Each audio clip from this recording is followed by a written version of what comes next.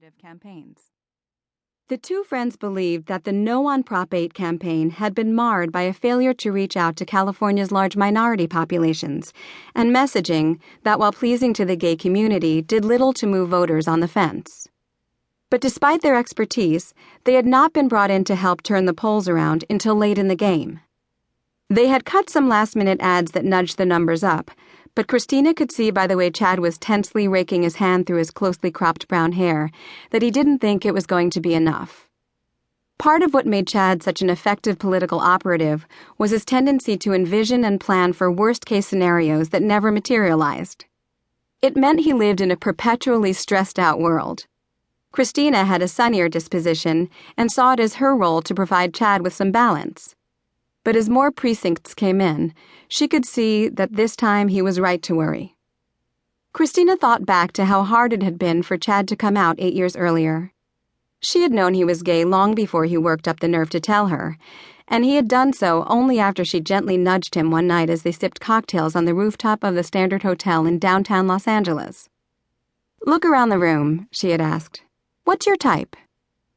The two were like brother and sister, completing one another's sentences, there to prop the other up when relationships foundered or other life crises struck. Now she ached for her friend. How could Chad not feel singled out and rejected? Not only had Californians passed Proposition 8 by a margin of 52% to 48%, but voters in Florida and Chad's home state of Arkansas had also passed anti-gay initiatives. "It feels," he told Christina, "like a triple gut punch." "That night we made a pact," Christina recalled. "We were going to look for a way to move this cause forward, and if we found it, we would take it."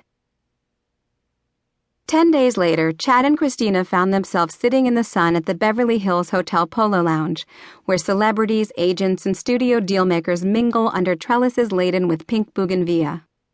Joining them at their outdoor patio table were movie director Rob Reiner and his wife Michelle.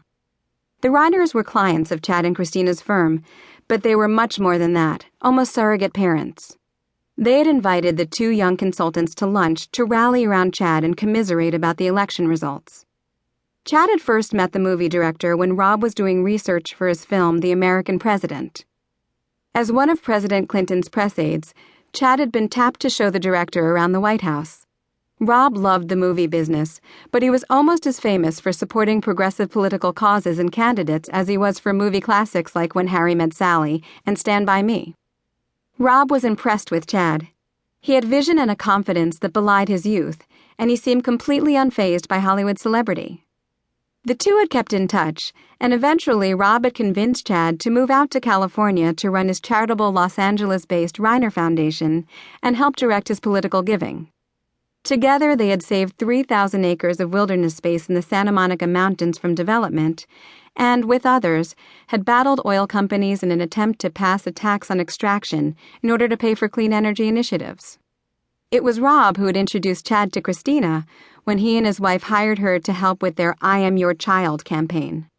The goal was to convince voters to levy a tax on tobacco products that would pay for an ambitious statewide early childhood development program. Christina had gone into the communications business after working for the Los Angeles mayor, and with the tobacco companies pouring money into the race, Rob figured he could use all the help he could get. Outspent and against the odds, they managed to actually win the thing. The Reiners were fighters, whose worldview had been shaped by their own upbringing. Rob, a balding, bearded bear of a man whose booming voice announced his New York roots, had marched with his parents in the 1960s for civil rights and against the Vietnam War, while Michelle, a raven-haired former news photographer, was the daughter of a Holocaust survivor. Her mother had spent 2 harrowing years at Auschwitz, and growing up, the number the Nazis had tattooed on her arm was a daily reminder to Michelle of the very worst that can happen when a group of people is singled out for persecution. But what, the four friends wondered aloud as they lunched at the Polo Lounge, could be done now about the passage of Proposition 8 and the larger issue of gay rights?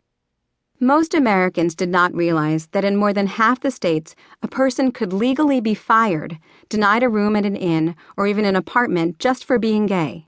No federal law prohibits such discrimination. Gays and lesbians could not openly serve in the military, and there were places in America where they were effectively banned from adopting children